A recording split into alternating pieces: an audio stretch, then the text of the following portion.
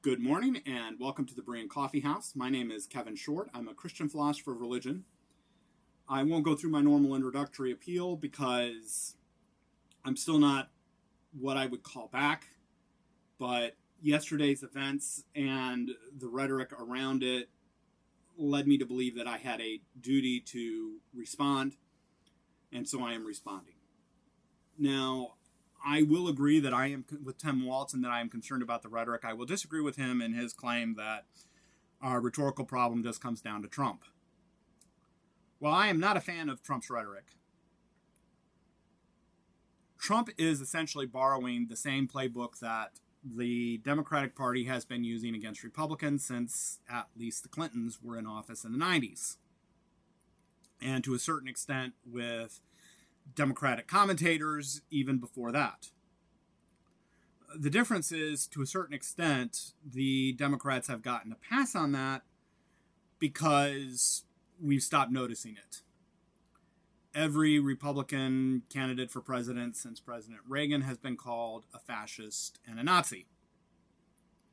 And it was, and still is, ridiculous. The only way we can maintain this is if we hold a Soviet-era propagandist definition of fascism, which I reject out of hand as worthless propaganda, even though it has, unfortunately, infested the academy to a certain extent. But it's been going on against Republicans for a long time, so much that people don't notice it, and quite frankly, people didn't even take it seriously until rather recent times, because we seem to be living in something like a period known of hysteria, like the Satanic Panic, something that this country goes through every 40, 50 years or so. So, I think the rhetoric needs to be toned down, but it needs to be done by both sides. We need the right to start calling out the extreme MAGA types and their rhetoric, and we need the left to find some sane politicians. Unfortunately, they are not those that are operating at the national level or that get the national spotlight, to start calling it out on the left. And until we have a gentleman's agreement to that, you're not going to have either side being willing to unilaterally disarm in what is effectively becoming a political Cold War. And I do consider this dangerous. If you want to know why I consider it dangerous, look at the history of the fall of Rome. Starting perhaps, and most importantly, with the issues between, starting around the time of a politician named Marius. So, I am concerned about the rhetoric.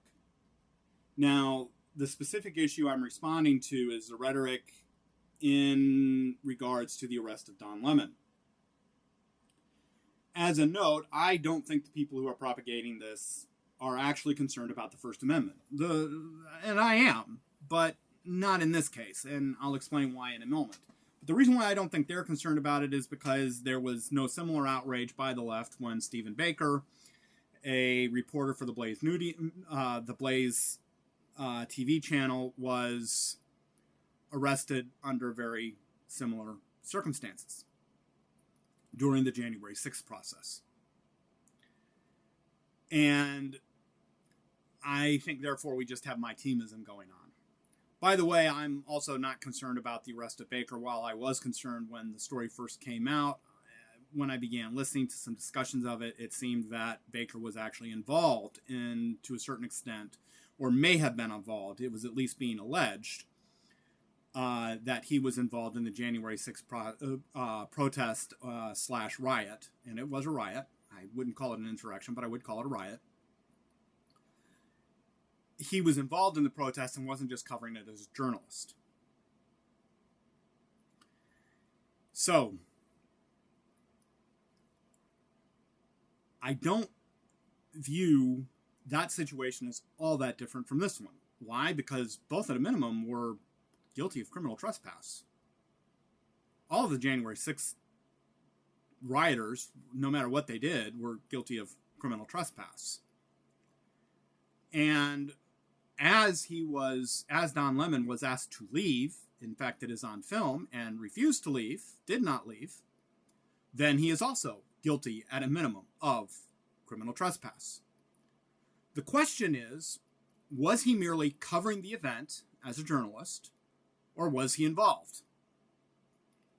Now, I'm not going to make a claim one way or the other here. As with Baker, I believe the answer is in the trial process and the rule of law.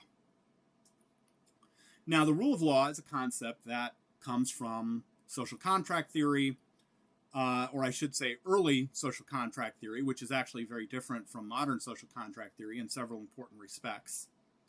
Social contract theory is designed to deal with the fact that we have people who have different ethical beliefs, and we have different ethical traditions in this country, and we need some way of resolving the differences between these positions without appealing to the use of force. Or I should say minimizing the use of force. And so we try to emphasize the use of rhetoric, the use of argument as much as is possible instead of the use of force, even though at some point force is needed to maintain a lawful and orderly society, something that as Christians we should think is very important, something that everybody else should think is very important, because without order, well, quite frankly, people start getting killed and people start getting hurt. So, under the rule of law, a person can be arrested under certain circumstances. The government has to prove certain things to do so.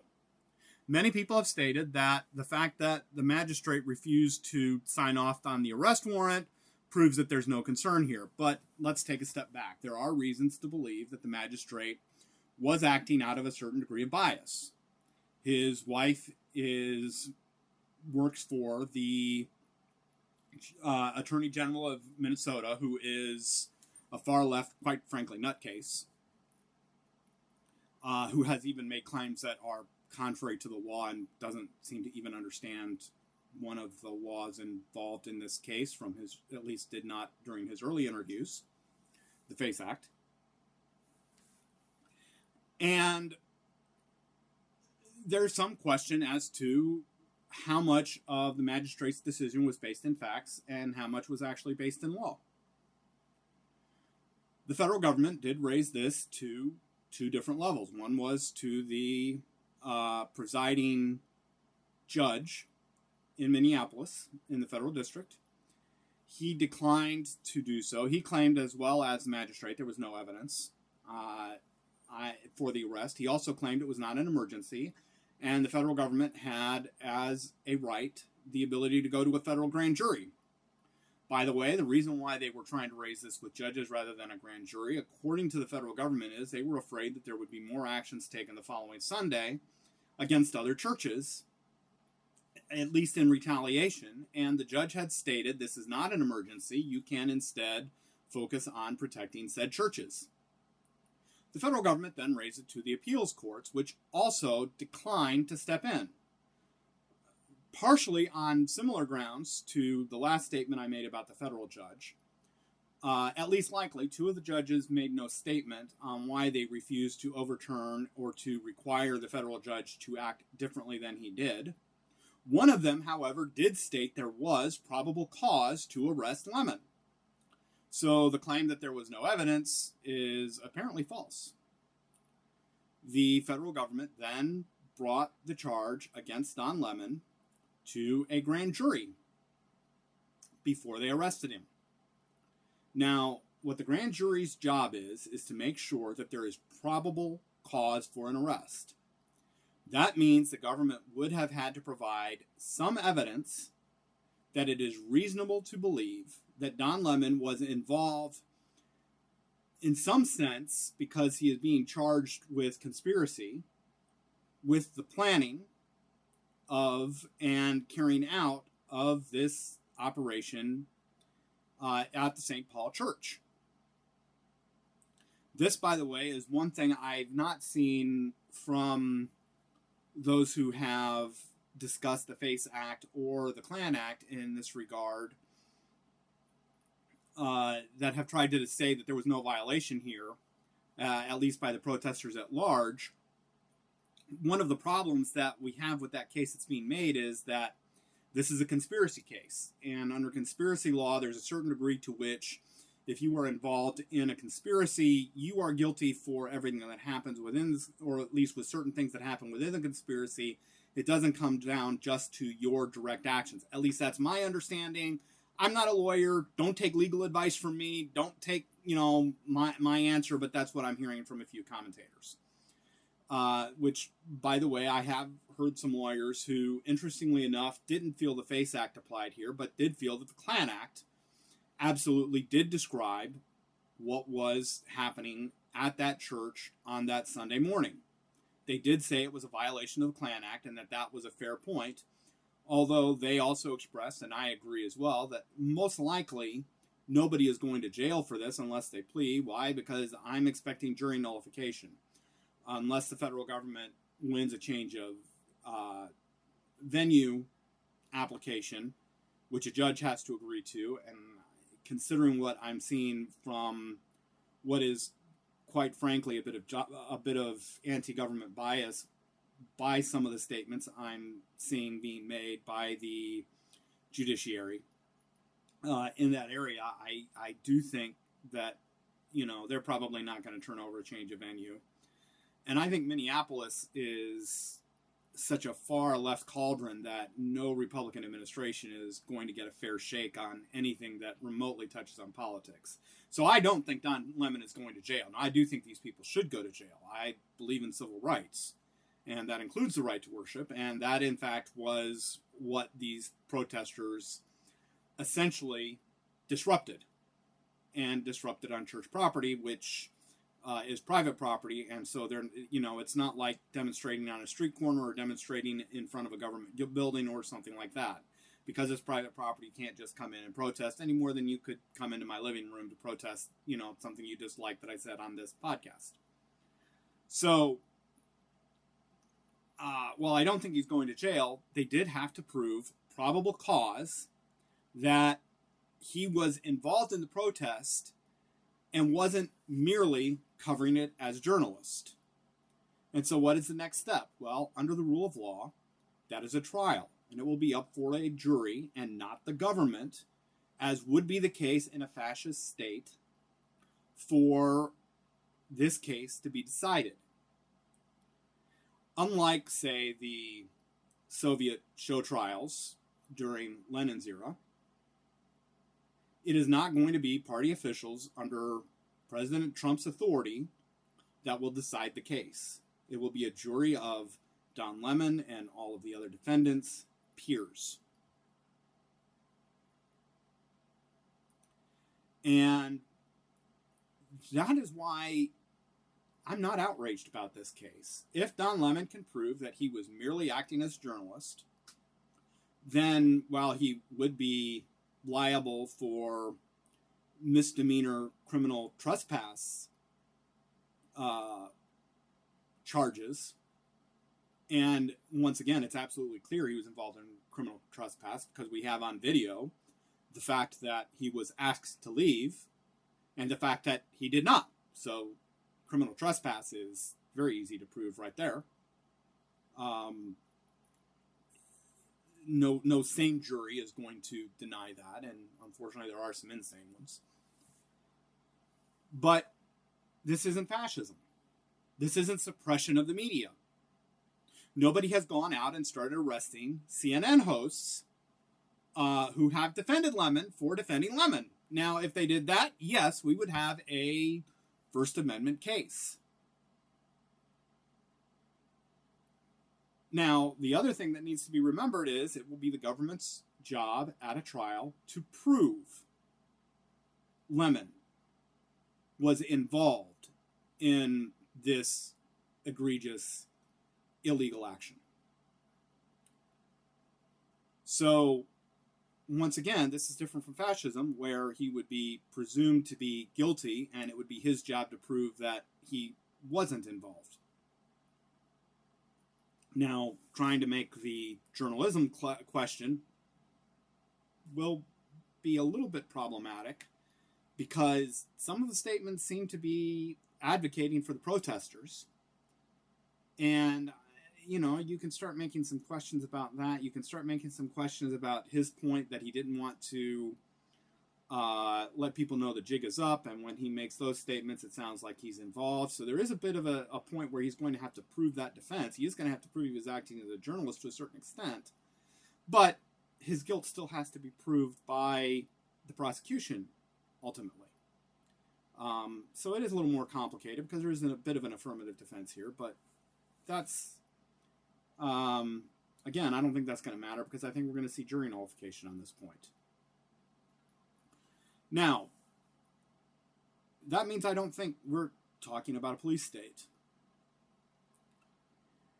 Who's actually winning from this? Well, I would actually say the person that has the most to gain is Don Lemon. Remember that Don Lemon was essentially let go from CNN and left in a bit of a disgrace. In fact, in my other video, I described him as disgraced former CNN commentator. Some people call him an anchor. I would have described him as a commentator because very little of what he did. I used to actually watch CNN. I believed at that time in watching both sides of the news media.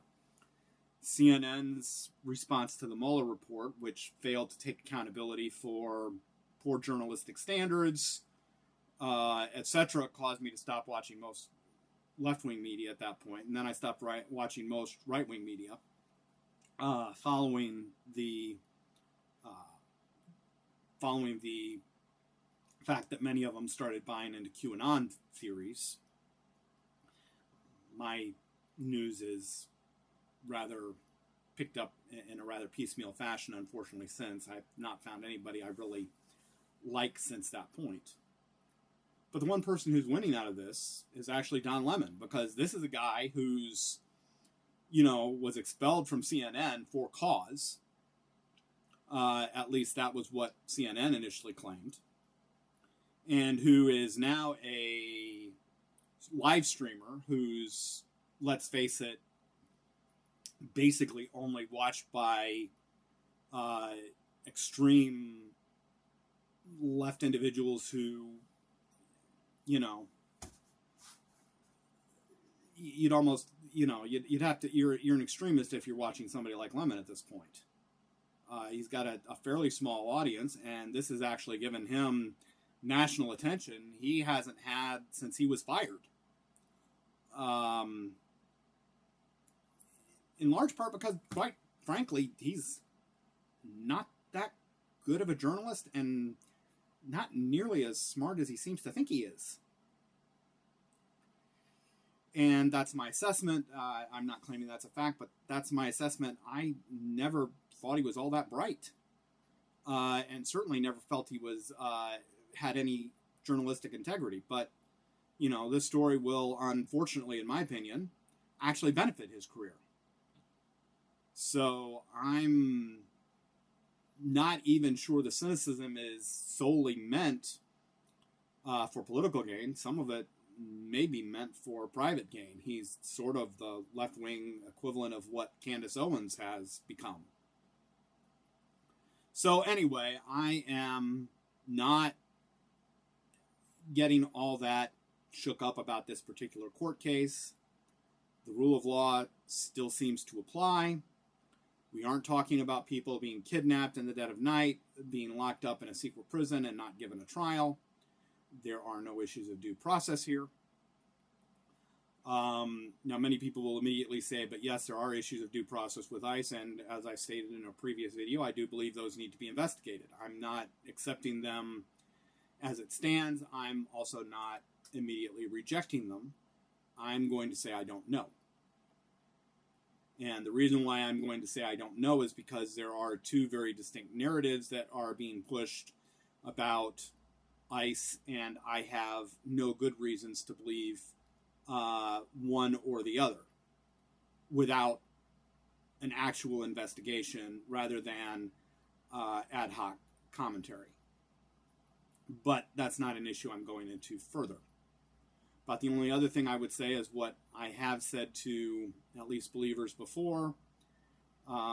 It does seem that a lot of groups that do seem to be engaging in Marxist tactics have disrupted a church service in a way that we do need to make sure we're prepared for. So you do need to have a policy in place, somebody that will call the police. Your security team needs to know how to handle this, as opposed to, the regular training, which would deal with the possibility of a mass shooter or something like this. Again, for those outside the faith, many people get concerned when they hear about churches and security teams, but these aren't some type of militia designed to attack the communities. The reason why churches have security teams is after 9/11, there were concerns that were raised that Islamic terrorists might attack churches, particularly churches in out-of-the-way places in the United States. And so many churches responded by making sure that they were at least somewhat prepared for said possible incidents. But dealing with something like this is a little bit different than dealing with somebody who's coming in armed. While I don't know that I would describe these protesters as peaceful, some people have stated they did not allow people to get their children from the nursery, and some have suggested they tried to block egress. I don't know if that's true or not. That's just what some sources have implied. I'm not commenting on the truth, but if that's the case, it's not very peaceful. And when you talk about the guy called the woke farmer, who's basically a nutcase, he at a minimum is trying to intimidate people. Once again, I have a very hard time describing him as a peaceful protester. We do need to make sure that we're not responding to provocation in a way that will allow for news stories to be published with very slanted editing, because we are dealing with Marxists, and one of the key things to remember about Marxism is that it is, in its appeals, ultimately dishonest. But that is for another program. I don't see any needs for concern other than those that churches be prepared for future possibilities. Once again, my name is Kevin Short. This has been the Berean Coffee House. I'm not fully back, so I'm not going to, request you to subscribe or anything. I don't know when I will be back, but these are just my 2 cents. Thank you. Bye.